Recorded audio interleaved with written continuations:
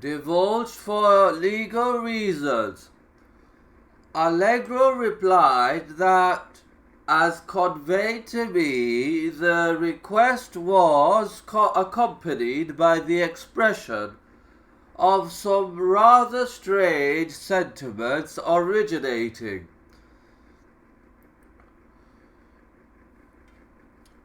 it was said, from yourself and those for whom you were acting. There appeared even to be some forecast of consequences were I not to accede to this request. The recipient of this letter wrote back sweetly that Allegro must not imagine himself the victim of persecution. Thus, when Allegro went ahead with his own publication, he found himself in the embarrassing position of seeming to have preempted the work of a colleague. In effect, he had been maneuvered into providing the international team with further ammunition to use against him, and of course to alienate him further from them.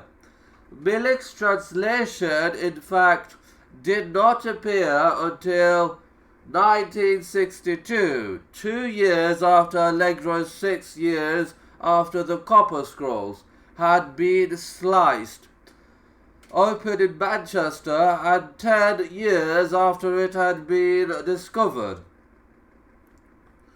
In the meantime, the Dead Sea Scrolls, Allegro's popular book of the Qumran material, from which all mention of the Copper Scroll had been withheld, had appeared in the late summer of 1956, some 5 months after the controversy surrounding his radio broadcasts.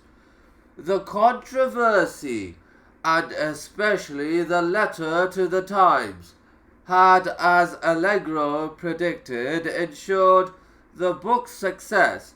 The first edition of 40,000 copies sold out in 17 days, and Edmund Wilson reviewed it enthusiastically on the BBC.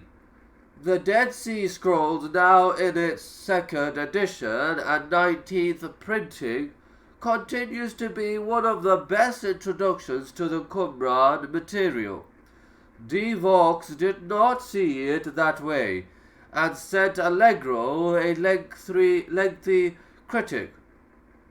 In his reply dated 16 September 1956, Allegro stated that you are unable to treat Christianity anymore in an objective light, a pity but understandable in the circumstances.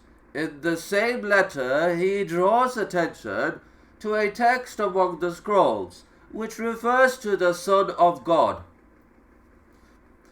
You go on to talk blithely about what the first Jewish Christians thought in Jerusalem, and no one would guess that your only real evidence, if you can call it such, is the New Testament, that body of much worked over traditions whose evidence would not stand for 2 minutes in a court of law. As for Jesus as a Son of God and Messiah, I don't dispute it for a moment.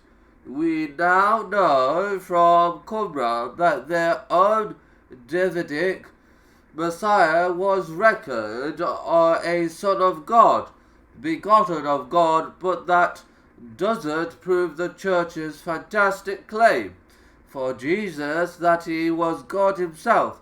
There's no contrast in their terminology at all. The contrast is in its interpretation. After everything that had passed, Allegro would have been extremely naive to assume that he could still be accepted by his erstwhile colleagues as a member of their team. Nevertheless, that was precisely